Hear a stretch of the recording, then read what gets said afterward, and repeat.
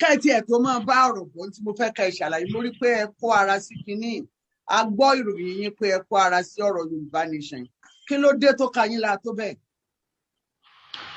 ok yóò dà fún ìyá wa mo kọ́kọ́ kí ẹ̀yin dádì wa náà o gbogbo yín mo kí pápátá Ọlọ́run jẹ́ kí kádélẹ̀ lérí o Yorùbá nation tójú ẹ̀mí wa ní òsì gbogbo ẹ̀yin tẹ́ wà ní diaspora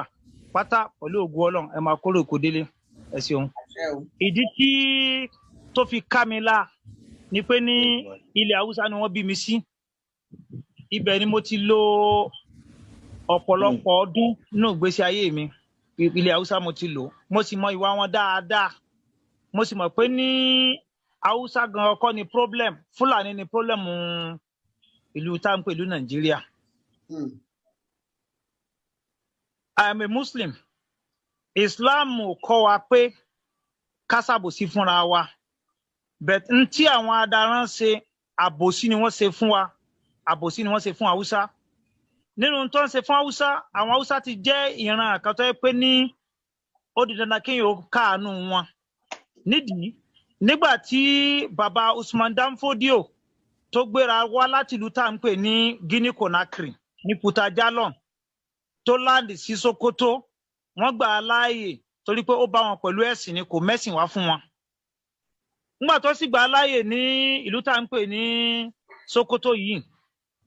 àwọn ìran tó bá nígbà yẹn wọ́n ń pè wọ́n ní gòbírí àwọn gòbírí yẹn wọ́n máa ń fa ìlà bíi mẹ́ta báyìí síbi ẹ̀gbẹ́ ẹnu báyìí wọ́n máa ń fa ìlà mẹ́ta wọ́n ń pè wọ́n gòbírí àwọn gòbírí yìí ẹ̀yà kan ni nínú àwọn Haúsá lápèjúwe kí n fi Yorùbá ṣàpèjúwe nísìn a sọ pé ní Ẹ̀gbá Ìjẹ̀bú Ìlọrin Ọ̀yọ́ Ìṣẹ́kìrì gbogbo wa náà Yorùbá là ń sọ ìyàtọ̀ díẹ̀ ló kàn wà láàrin wọn gẹ́gẹ́ bó sì wà nílẹ̀ Haúsá náà báwọn Haúsá náà ṣe ní Daurawa Katsinawa Kanawa Sokotawa àti bẹ́ẹ̀ lọ gbogbo wọn náà Haúsá náà ni so Haúsá Yorùbá Ọ̀yọ́ ó yàtọ̀ sí Yorùbá Èkìtì Yorùbá Èkìtì ó yàtọ̀ sí Yorùbá tó ń sọ ní Ẹ̀gbá bẹ́ẹ̀ Yorùbá kan náà ni gbogbo wa ń sọ so àwọn ìran tí baba Usman Dan Fodio tó ń gbà á lálejò àwọn là ń pè ní àwọn gòbírí wọ́n sì gbà á lálejò torí pé wọ́n rí pé mùsùlùmí ni ó sì jẹ́ àáfàá tí wọ́n ń ṣe wàásù nígbà tó yá ó bí ọmọ kan tá à ń pè ní Usman Dan Fodio Usman Dan Fodio yìí òun náà bẹ̀rẹ̀ tó dàgbà òun náà bẹ̀rẹ̀ sí jẹ́ ìrere ó bẹ̀rẹ̀ sí ṣe wàásù káàkiri létà ibẹ̀ ni àwọn gbẹ̀ngbẹ̀bọjẹ́ Haúsá pẹ̀lú Usman Dan Fodio wọ́n wá bẹ̀rẹ̀ sí plan pé àwọn fẹ́ dojú ìjọba kulẹ̀ wọ́n fẹ́ overthrow Yunfa tó jẹ́ ọba Sokoto gbà yẹn àwọn kan wá ta ọba lọ́lọ́gbó pé ìwọ ọba nǹkan báyìí ni àwọn àjòjì àtàwọn èèyàn wá ń plan ó bá lé wọn kúrò ó dà gẹ́gẹ́ bíi pé aléyàn kúrò lẹ́kọ̀ọ́ ó wá sá lọ sí Ẹ̀pẹ́ Sempo sì wà ní Lagos State but at the end of the day ibi tí àwọn adaran yìí tán expert dé wọ́n wá bẹ̀rẹ̀ sí rọ nǹkan ogun wọ́n bẹ̀rẹ̀ sí rọ ọfà wọ́n bẹ̀rẹ̀ sí rọ idà àti bẹ́ẹ̀ lọ láwọn nǹkan àjà wọ́n sì ní àwọn ẹṣin ibi tí Fúlàní bá sì wà tó bá fi lè gbà á láàyè wọ́n máa ké sí àwọn èèyàn wọ́n máa wọlé lọ́kọ̀ọ̀kan nígbà tó di òru bọ́n ṣe pa ọba Yunfa nìyẹn tó jẹ́ ọba Sokoto wọ́n bá capture ìlú yẹn ìgbà tó capture ìlú yẹn àwọn gbẹ̀ngbẹ̀bọjẹ́ Haúsá táwọn rò pé wọ́n máa fún wọn nípò wọn ò fún wọn nípò kankan lónìí tá bá sọ yí pé ní Sokoto ọba Sokoto á ní Fúlàní ni gbogbo àwọn afọbajẹ ni wọ́n ń pè ní Akimi àwọn bíi balógun Fúlàní gbogbo wọn gbogbo àwọn baálẹ̀ Dagachi Mehungwa Alangwa ni Dagachi ni gbogbo wọn pátá Fúlàní ni gbogbo wọn ẹ lè Haúsá kankan bẹ́ẹ̀ bó ṣe bẹ̀rẹ̀ sí launch attack nìyẹn nígbà táyé ti gbà wọ́n because àwọn Fúlàní yìí wọ́n wà Mali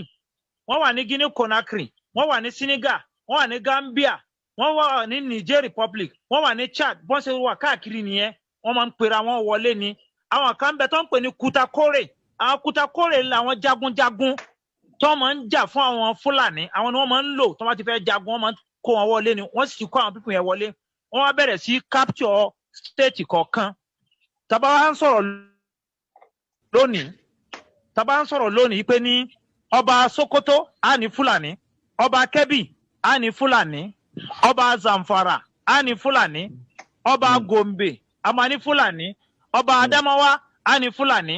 ọba Bauchi ani Fulani, Ọba Jigawa Fulani, Ọba Katsina Fulani, Ọba Kano Fulani, Ọba Zaria tó wà ní Kaduna State Fulani, Ọba Lafia tó jẹ́ Nasarawa State Fulani. Níbo wà làwọn Hausa wà? Níbo ni àwọn Hausa wà gangan? Ó ń túmọ̀ pé ní àlejò ọ̀ràn tó gbà láàyè ẹ wo tọ́ àlejò ọ̀ràn tó gbà láàyè ẹ wo orú ọ̀sẹ̀ tí wọ́n ṣe. Ṣé Islam ló ní kí ká pa Mùsùlùmí ẹgbẹ́ ara wa? Torí pé àwọn tó ń pa yẹn Mùsùlùmí ni wọ́n. Kò sí nínú ṣẹ̀ríà Islam pé kí Mùsùlùmí àti Mùsùlùmí kẹ́ máa kojú gbà. Kódà bẹ́ẹ̀ bá rẹ̀ ti ń ṣẹbọ ẹ̀ ní ẹ̀tọ́ àti lọ pa.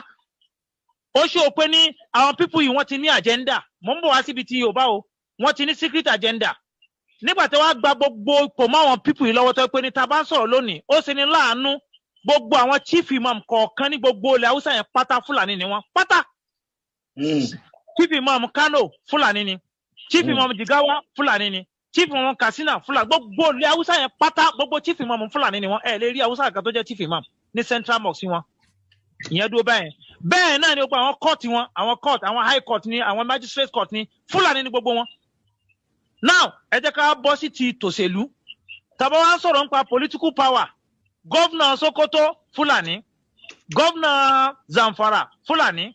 Governor Kebbi Fúlàní, Governor Gombe Fúlàní, Governor Adamawa Fúlàní, Governor Bauchi Fúlàní, Governor Jigawa Fúlàní, Governor Kano Fúlàní, Governor Katsina Republic of Fulani. Níbo ni àwọn Hausa wà? Níbo ni wọ́n wà? Ìwọ ọmọ ìyá mi tó bá jẹ́ Mùsùlùmí, ṣé Islam ló ní kí wọ́n ṣe yẹn? Ṣé kò sáwọn Hausa mọ́ ni? Ẹ wo bọ́n ṣe jẹ ìlú yẹn run. Wọ́n sì ti render àwọn Hausa wọ́n ti render wọn useless torí pé wọ́n ti dominate wọn. Wọ́n ti gba gbogbo political power lọ́wọ́ wọn. Ṣé Islam náà ló ní í ṣe pẹ̀lú political power kẹgbàá lọ́wọ́ wọn? Àwọn wa ń sọ̀rọ̀ lónìí nípa ká bá bọ́ sí federal level nísìn. A máa rí i pé ní the same thing làwọn people yìí ṣe kò é sọ̀rọ̀ ẹ̀sìn. Kò ní kankan ṣe pẹ̀lú ẹ̀sìn. Tàbá sọ pé ní accountant general á ní Fúlàní. Minister of finance á ní Fúlàní. Àkílódé ṣé ẹ̀sìn náà ni wọ́n lọ sí nídìí owó ni. A tún bá lọ chief of staff Fúlàní. IG. National security adviser Fulani, Chief of Army Staff, Fulani, Minister of Defense, Fulani, Inspector General of Police, Fulani, Minister of Police Affairs, Fulani, Comptroller General Custom, Fulani, Comptroller General Immigration, Fulani, Comptroller General Nigeria Correctional Service, Fulani. Say Islam náà nìyẹn. Ṣé ǹjẹ́ wọ́n ní ṣe pẹ̀lú ẹ̀sìn? Fulani Republic. Tọ́. Ǹjọ́ ní ṣe pẹ̀lú ẹ̀sìn rárá o. Kò ní kankan ṣe pẹ̀lú ẹ̀sìn. Minister of Aviation Fulani, DG Fan Fulani, Nigerian Port Authority Fulani, DG NEMA Fulani, NDLEA Fulani. Kí ló dé? Ṣé Yorùbá wá ṣẹrú ni? Ẹnu ẹ̀wọ̀n tán fún Hausa Department of Petroleum Resources òní Hausa ló wà ń bẹ̀. Ntọ́ fún tọ́tún fún Hausa òní ipò tó ń fún àwọn Hausa ó ní Minister of Defence tó ń pè ní Major General Bashir Magashi Hausa nìyẹn gbogbo àwọn ipò yẹn Fulani wọ́n kóra wọn síbẹ̀ tó nídìí eléyìí ǹjẹ́ Yorùbá sáwà wá ṣerú ni ṣé Yorùbá wá ṣerú ni ilé ayé à ń sọ̀rọ̀ EFCC Fulani, NCC Fulani, NDLEA Fulani, kí ló dé tá bá tún à ń sọ̀rọ̀ nípa OPEC àwọn wo ló wà ní OPEC Mohammed Barkindo ọmọ Adamawa ni oní Secretary General OPEC. Tàbá tún sọ̀rọ̀ nípa wọn ò tún wá fi wá lọ́rùn lẹ́ o INEC Chairman INEC Fulani, Deputy Secretary General ní United Nations Fulani, Permanent Representative ní United Nations tá a láti fẹ́ lo diplomatic means Fulani ló wà ń bẹ̀. Nígbà táwọn pípù yìí wá rọra wọn sípò nísìn ẹja tún lọ sọ́dọ̀ bíi bàbá lọ sí line education náà àwọn náà ló wà ń bẹ̀. Minister of Education Fulani, gbogbo university wa ta ní Nigeria Executive Secretary National University Commission Fulani ló wà ń bẹ̀. Abubakar Adamu Rashid Fulani ni. National Board for Technical Education gbogbo polytechnic wa ta ní pátá ẹ̀ńtọ́ head yẹ Executive Secretary Masoud Adamu Kazaure Fulani ni.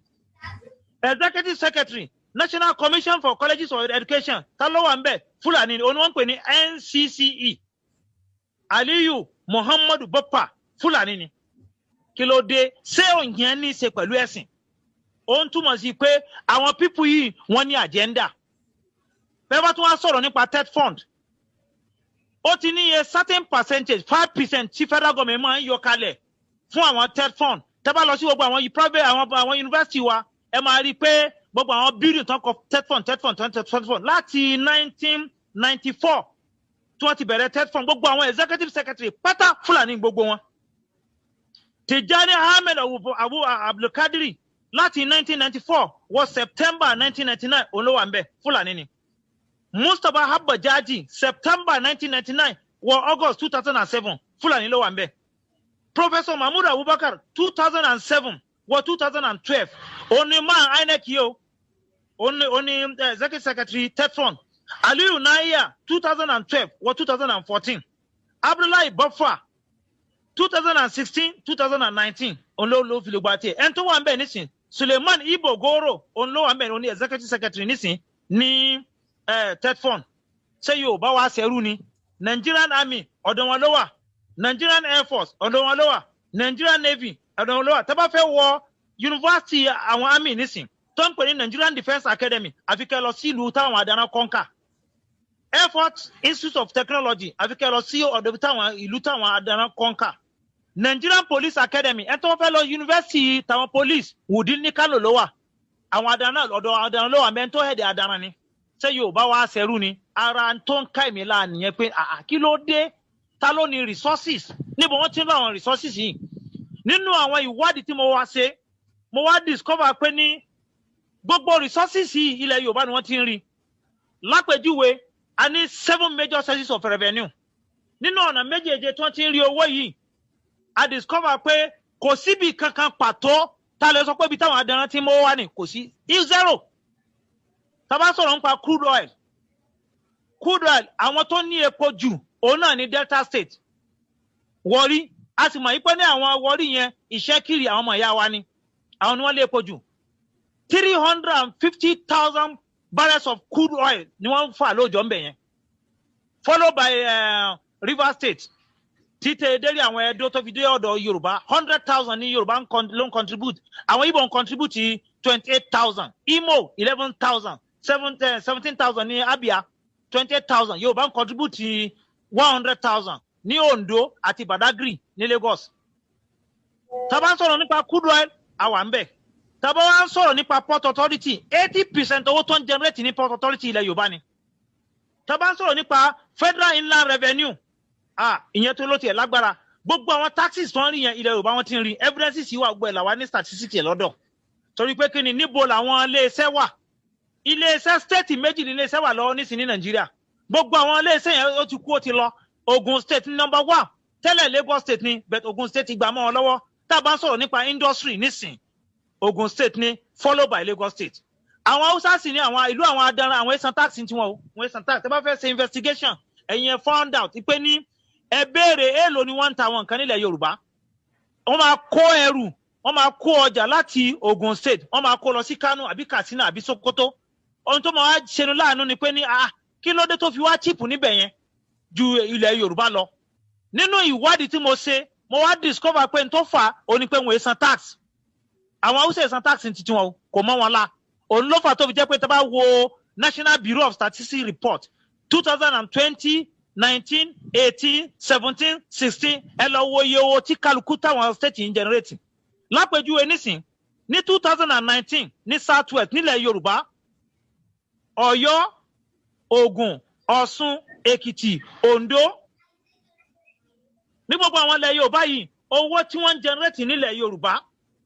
552 billion naira ní 2019 source ni o National Bureau of Statistics report 2019 552 billion naira okay èló ni wọ́n generate nílẹ̀ Igbo 95 billion naira 95 billion naira ó ní wọ́n generate nílẹ̀ Igbo 95 billion naira tẹ́ bá fẹ́ check in tí mo ń sọ yìí o source National Bureau of Statistics report 2019 èló ni wọ́n generate nílùú àwọn adaran Northwest 148 billion naira ní North Central ńkọ́ 104 billion naira ní North East 46 billion naira nti mo wá ṣe mo ní okay ẹ ti ẹ jẹ́ ká total gbogbo ẹ̀ ká wò pé ní okay ní northwest tá pè ní Kano, Kaduna, Katsina, Sokoto, Jigawa, Kebbi and Zamfara ká tún add the north central mọ́ Nasarawa, Plateau, Benue, Niger, Kogi and Kwara ẹ jẹ́ ká mú owó tán rí mẹ́rin tán generate ẹ jẹ́ ká add ẹ̀ mọ́ fún wọn south east tó jẹ́ ilẹ̀ Igbo, Abia, Anambra, Ebonyi, Enugu, Imo mo tún add ẹ̀ Bauchi, Gombe, Adamawa, Maiduguri, Yobe and Taraba 24 states ni tẹ́ bá total gbogbo owó yẹn ó máa fún yín ní 148 billion naira from northwest 104 billion naira from north central 95 billion naira from southeast 46 billion naira from northeast total rẹ̀ jẹ́ 393 billion naira 24 states IGR internally generated revenue 24 states generate 393 billion èló wọ́n generate ní southwest 552 billion naira ẹ wò yàtọ̀ IGR là ń sọ̀rọ̀ rẹ̀ yìí o bákan náà tá bá lọ sí àwọn state yòókù náà ẹ máa rí pé ní the same thing ní 2018 Yorùbá generate 553 billion naira èló làwọn Igbo generate 77 billion ẹ wò yàtọ̀ èló nílò àwọn Adaran generate 121 billion naira so gbogbo ọ̀nà ní la fi jù wọ́n lọ hands down tá bá sọ̀rọ̀ nípa revenue tá ń generate nílùú wa èló ni wọ́n generate nílùú even ní Kwara state tó pé àtúnmọ́wó yẹn àtún hard ẹ̀ fún wọn 30.6 billion naira ni wọ́n rí ẹ jẹ́ kó wá lọ síbi ibi kẹwàá wo àwọn àrékèrèkè ọgbọ́n táwọn àwọn people yìí ń dá àwọn Adaran yìí ń dá Katsina state ní ọdún yẹn ní 2019 mo kàn fi ṣe case study ní 2019 Katsina generated 8 billion 400 million naira lọ́dún from January to December 8 billion 400 million naira ní Katsina generating. How many local government ló wà ní Katsina? 34 local government. Fine. Local government mélòó ló wà ní Kwara state? 16 local government. Èló ní Kwara state generate láti January sí December lọ́dún yẹn ní 2019. 30 billion 600 million. Ẹ dákun ẹ wò state tá a fún ní local government 44 tó generate 8.4 billion naira. Àti state tó ní local government 16 tó ń generate 30 billion 600 million naira. Sẹ́rí pé wọ́n generate kankan. Bákan náà tẹ́ bá wo ti Kebbi state 7 billion wọ́n generate ní Kebbi. Èló ni wọ́n generate ní Gombe 6 billion. Èló ni wọ́n generate ní Borno 8 billion. Èló ni wọ́n generate ní Bauchi 11 billion. Èló ni wọ́n generate ní Lagos state 398 billion naira. Ẹ jẹ́ kó lọ síbi báwo ni wọ́n ṣe ń share revenue yìí kẹ́ wo àwọn èèyàn jẹ kí ni àwọn Fúlàní ọgbọ́n táwọn Fúlàní dá fún àwọn èèyàn wa ni pé ní tó bá fẹ́ share allocation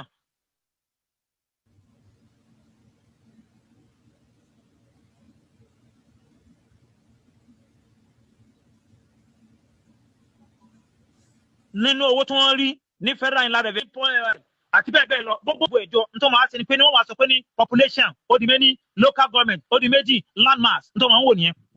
wọ́n ti mọ̀ pé àwọn nílẹ̀ jù wá lọ tá a bá ń sọ̀rọ̀ nípa landmass Haúsá ló nílẹ̀ àwọn Fúlàní nílẹ̀ jù wá lọ so wọ́n máa consider bẹ́ẹ̀ bá ti nílẹ̀ tó. Bàbá Aliu ẹ jẹ́ béèrè ìbéèrè lọ́wọ́ yín nǹkan méjì ni mo nígbà tí wọ́n ní ilẹ̀ tó bẹ́ẹ̀ yẹn ṣé torí ọ̀gbẹlẹ̀ ni ò jẹ́ kí wọ́n lè filẹ̀ tí wọ́n dá oko tí wọ́n fi ń wá ẹran káàkiri tí wọ́n fi ń wá oúnjẹ ẹran wọn ìyẹn ìbéèrè kékeré ni ṣùgbọ́n èyí tó jẹ́ kókó tí mo fẹ́ kẹ́ bá wa yẹ̀wò ni pé àwọn èèyàn yìí gbogbo ń tẹ́ ẹ̀ka sílẹ̀ yìí ó ti bẹ̀rẹ̀ tipẹ́ kí lẹ rò pé ó ṣe wá tí a fi gbìyànjú láti ṣe nǹkan kan láti ìjọ yìí àti pé kí lẹ rò pé dé ń sìn tariwo fi wá gbàtà. Yóò dá yín fún yín mà ẹ jẹ́ kọ́kọ́ béèrè lókè ní tó kọ́kọ́ dá àwọn tẹ́ fi parí ẹ̀. Ebi n tó fa nìyẹn ebi ìyà ìṣẹ́ tó ti dójú ẹ̀ n tí ò ṣẹlẹ̀ rí nílẹ̀ Yorùbá ó ti ń ṣẹlẹ̀ èmi ò gbọ́ láti ọtí mo ti gbọ́njú ibi tọ́mọ Yorùbá ti ń tọrọ bárà káàkiri ó ti ń ṣẹlẹ̀ ẹ bá ti bọ́ sí ọjà Aba nìbàdàn ẹ máa rí àwọn ìyá wa tó ń tọrọ bárà tó ń ṣe fine bárà káàkiri kò sí nínú ìran Yorùbá nísìn Yorùbá ti ń ṣiṣẹ́ aṣẹ́wó ó kúnlẹ̀ wọn ò fi bò mọ́ ọ̀pọ̀lọpọ̀ àwọn ọmọ mi wà mí gan tó wà ní Italy iṣẹ́ aṣẹ́wó ló ń ṣe ẹlòmíì wà ní Oman iṣẹ́ aṣẹ́wó ló ń ṣe ẹlòmíì gan Saudi Arabia ló wà iṣẹ́ aṣẹ́wó ló ń ṣe ìyà ló débẹ̀ ìyà ìṣẹ́ òun ló fà. Then àwọn èèyàn wa tó tọ́jú tó táwọn sì lajú tó wà lókè òkun tó lọ ń gbàdúrà wọn kẹsẹ́ bí ebi ló ń pa ebi ò pa wọ́n làwọn wá ń káàánú pé kí ló dé pẹ̀lú resources tá a ní nílẹ̀ Yorùbá yìí báwo la ṣe lè máa jìyà káwá aláwọ̀ àwọn kan àwọn adarán kọ́mọ wa control wa kọ́mọ wa jẹ́ pé ní ìgbésí ayé wa àwọn gan-an wọ́n dictate ẹ̀ ọ̀rọ̀ yìí ó ti wà lẹ̀ plan ni wọ́n fẹ́ gbalẹ̀ báwọn Fúlàní ṣe máa ń gbalẹ̀ káàkiri nìyẹn wọ́n máa ń lo ẹ̀sìn kíní ẹ̀ náà ló sì ń ṣẹlẹ̀ lọ́wọ́ ní ìsìlẹ̀ wọ́n fi ń pariwo pé ní ẹ jẹ́ ká ṣe grassroots awareness campaign dáadáa ká educate àwọn èèyàn wa nílé because if care is not taken àwọn àfáà tó jẹ́ mùsùlùmí lọ́mọ ìyá títí wa ọ̀rọ̀ ẹ̀sìn ni wọ́n máa fi cover ojú wọn ọ̀rọ̀ ẹ̀sìn làwọn Fúlàní máa sọ yípe ní Allah ń táwọn ọmọ àwọn òní wo agenda wọ́n ní agenda ẹ wo orú tó mọ ti sọ kalẹ̀ látàárọ̀ nísìn nípa bọ́n ṣe gba gbogbo òlu Haúsá yẹn kí ló dé tí kò sáúsá tó mọ kéwú ni ṣé kò sáúsá tó ń ṣe ẹ̀sìn ni ṣé kò sáúsá tó pé ní ó jẹ́ èèyàn dáadáa tó gbọ́dọ̀ lead ó sì lè jẹ́ pé ní ẹ̀yin Fúlàní nìkan lẹ̀ ń lead tẹ́ bá wá wo ọ̀rọ̀ tí Sadano of Sokoto sọ tó wà nínú Parrot newspaper October 12, 1960 ọ̀rọ̀ rẹ̀ clear kò fi bo ó ní the new nation called Nigeria should be an estate of our great-grandfather Usman Dan Fodio. We must ruthlessly prevent a change of power. We must use the minorities. Àwọn ni minority. Àwọn náà ni àwọn Kwara, àwọn Kogi, àwọn Jọ́ọ̀sì, àwọn Benue, àwọn minority nìyẹn. As willing tools. Tó bá ti wá di pé ọ̀rọ̀ election dé wọ́n á sọ pé ní Arewa náà mú ni, Arewa mú ni, wọ́n ní ọmọ Arewa ni wá. Ọmọ Arewa ni wá Arewa ni gbogbo ẹ jẹ́ ká ṣe alóṣùṣù ọwọ́ ẹ má gbà fáwọn ará àṣàlẹ̀ irú tó máa sọ fáwọn tì yẹn àwọn náà bá ń support wọn. Ó ti sọ kàró ní we must use the minorities in the north as willing tools. Ó wá sọ pé ní south as conquered territory. It's true. Kò sí rọ́ńbẹ́ conquered territory ni nígbà tó pé ní gbogbo àwọn professor ta ní gbogbo àwọn ọ̀mọ̀wé ta ní káàkiri wọ́n ti render wọn useless. Ẹ wọ rú ìjọ tí mo lọ ṣe lecture ní mo ti lọ sí Èkìtì tó bí ẹ̀mẹ́ta tí mo lọ ṣe lecture ńbẹ̀. Tẹ́bá dé Èkìtì mo ní sẹ́lù lélẹ̀ nítorí tọ́lọ́ Èkìtì ò dúró lẹ́gbẹ̀ẹ́ Gombe Èkìtì kò dúró níbi tí Gombe bá wà kí ni olókèlè wà ní Gombe nothing bẹ̀tẹ̀ bá wo owó tí ń lọ sí Gombe ó dọ́bù ti Èkìtì kí ló fà á wọ́n consider population wọ́n consider ilẹ̀ wọ́n consider local government so n tó fà á tí ariwo fi pọ̀ nísìn gẹ́gẹ́ bí ìbéèrè yín ó ní pé ní ìṣẹ́ àti ìyà òun ló fà á o ìṣẹ́ àti ìyà ló fà á. Ẹ parí ọ̀rọ̀ yín bàbá mi. Mi ò rántí first question yín tẹ kọ́kọ́ béèrè. Mo ní kí ló àwọn olórí wa ń kọ́ láti bẹ̀rẹ̀ pẹ̀pẹ̀ kí ni wọ́n ń wò ṣáwọn orí gbogbo ń tẹ̀ ń ká alẹ́ yìí. Ọlọ́run ó jẹ́ dáa fún ìyá wa ẹ̀mí yóò gùn wọ́n rí kí ló fà á ó ní pé ní wọ́n fẹ́ ṣèjọba wọ́n fẹ́ rúlu Nàìjíríà torí pé àti ríro opportunity yẹn ní 1957 tó ní ká máa lọ láti ilẹ̀ làwọn pípù yìí gan àwọn adaràn yìí àti ilẹ̀ wọ́n ò láàkì wa wọn ò gba tiwa rárá kò sì fún òfin bò bẹ̀tẹ̀ àwọn èèyàn wa tó wà lẹ́mìí wọn ni pé ní àwọn fẹ́ rúlu Nàìjíríà bó sì jẹ́ pé ní wọ́n ṣe dáadáa nítòótọ́ wọ́n gbìyànjú torí tí bàbá wa ó lọ́wọ́ ṣe kò sẹ́ni tó ṣerú ẹ̀ ní Áfíríkà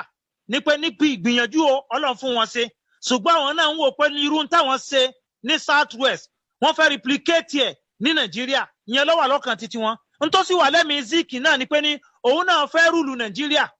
òun ti ń sọ pé ní Ọlọ́run kírètì àwọn Ìgbò láti rúlu Áfíríkà so domination yẹn gangan ló wà lọ́kàn Ìgbò òun ti káwọn dominate òun ti believe pé wọ́n máa dominate wa ó sì ń ṣe ni láàánú tí n bá gbọ́ tí àwọn ọmọ ìyá wa bá sọ pé ní adalẹ̀ Ìgbò kò síbi tí Yorùbá ti dalẹ̀ Ìgbò rárá opportunity tí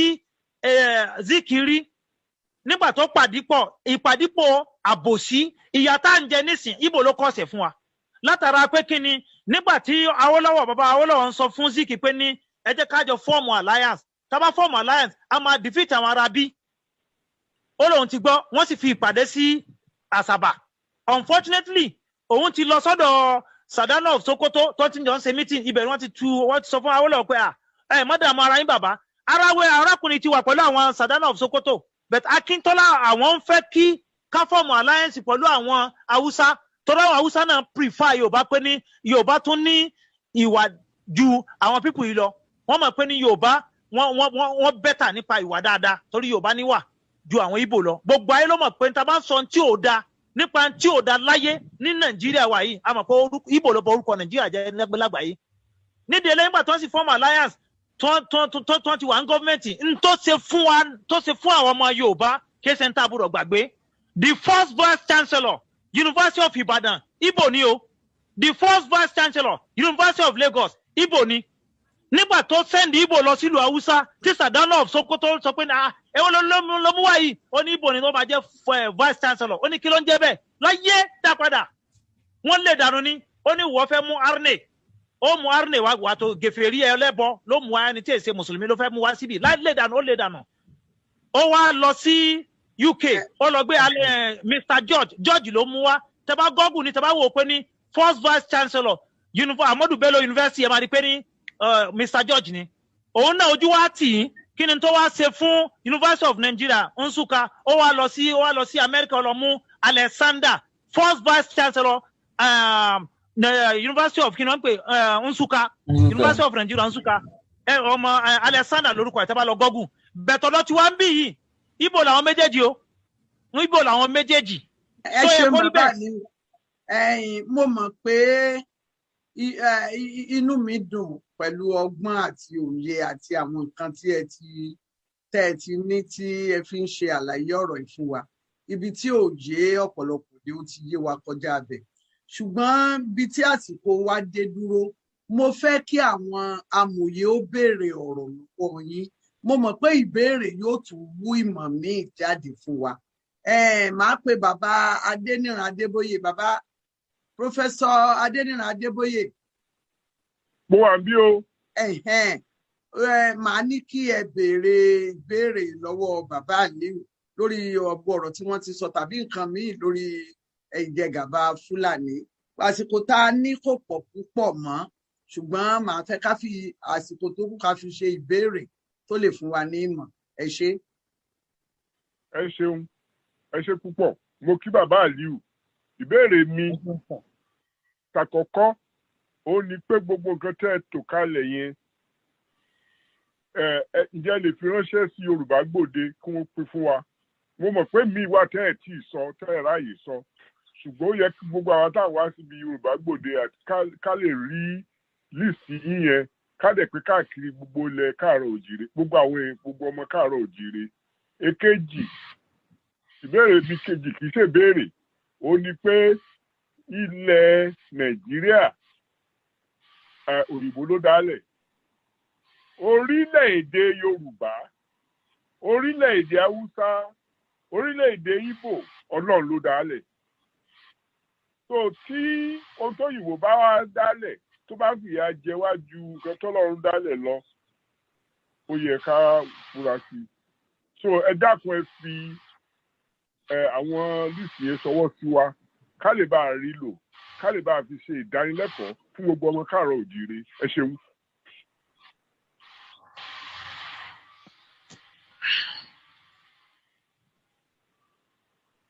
ṣé ẹ ti gbọ́ mi o àbí. hello ṣé ẹ gbọ́ mi. ok ẹ ṣeun bàbá wa kò sí problem màá fi ránṣẹ́ màá extract ẹjọ́ màá fi ránṣẹ́ even nígbà tá a bá parí rally mega rally tá a fẹ́ ṣe ní lẹ́kọ̀ọ́ ó ti wà nínú plan wa èmi pẹ̀lú bàbá àròpọ̀ a fẹ́ ṣe fídíò rẹ̀ jáde ní stage by stage mẹ́rin la fẹ́ ṣe a tún wá fẹ́ ṣe audio rẹ̀ náà ká máa fọ́n káàkiri gbogbo ìgbà tó bá ti ń ṣe campaign tó bá ti ń ṣe lecture torí a ti ní structure tá a fẹ́ fi make sure pé ní every nook and cranny of Yorùbá land a fẹ́ make sure pé a touch it so because ẹni tó bá gbọ́ gbogbo àwọn iṣẹ́ aburú táwọn people yìí ṣe inú mama bíyàn ni mo lọ ṣe lecture kan ní Ìbẹ̀jú Lẹ́kì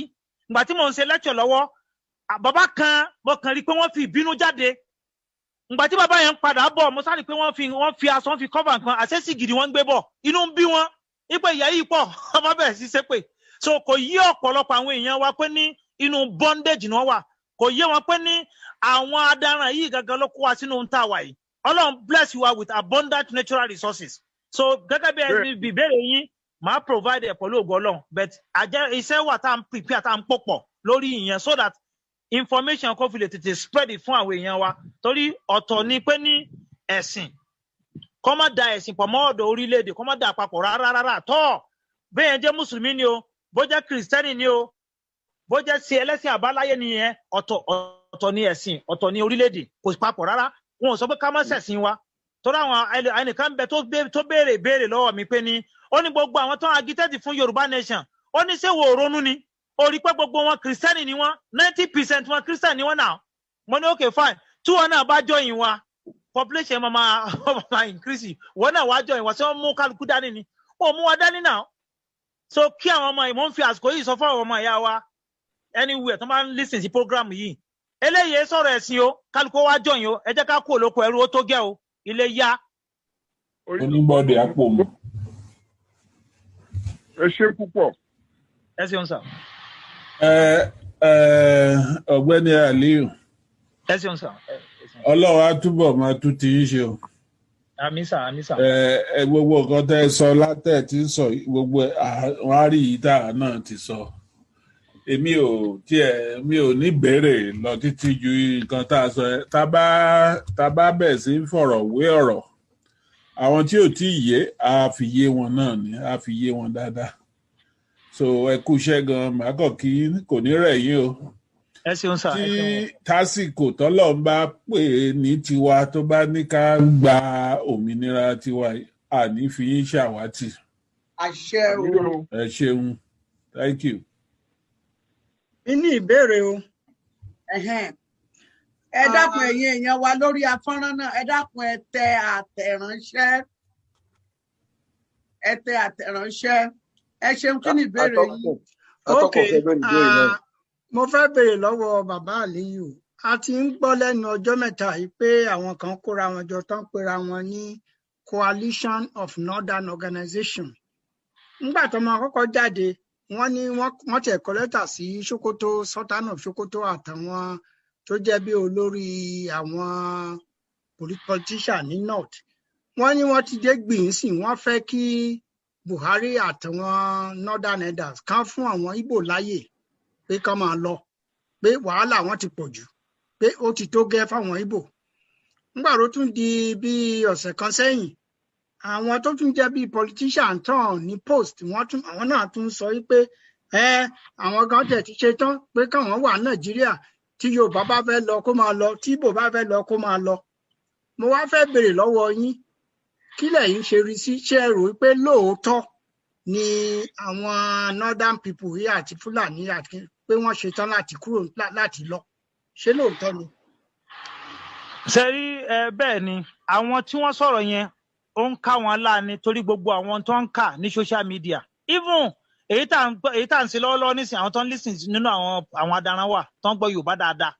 wọ́n fún wọn ní information gbogbo tí ń lọ lọ́wọ́lọ́wọ́ gbogbo ẹ̀ náà wọ́n sọ fún àwọn ọmọ ìyá wọn wípé nǹkan báyìí ló ń lọ so ìbínú yẹn ló ń jẹ́ káwọn míì sọ ní wọn pé káwọn ó lọ ṣùgbọ́n àwọn tí wọ́n benefit nínú kinní yìí torí tá a bá ń sọ̀rọ̀ nípa ìṣẹ́ àti ìyà ibi tí ìyà wà ilẹ̀ Haúsá ni o ibi tí ògbónágbòǹgbò ìyà poverty ó dá mi lójú nísìnyí gbogbo ẹ̀yin bàbá wa tẹ́ wà nínú program yìí láì tẹ̀ tí mọ̀ yín rí láì tẹ̀ mọ̀ ń pa family kinní mo lè sọ pé yín rò pé ẹni tó bímọ 30 wà nínú yín bẹ̀rẹ̀ kò sí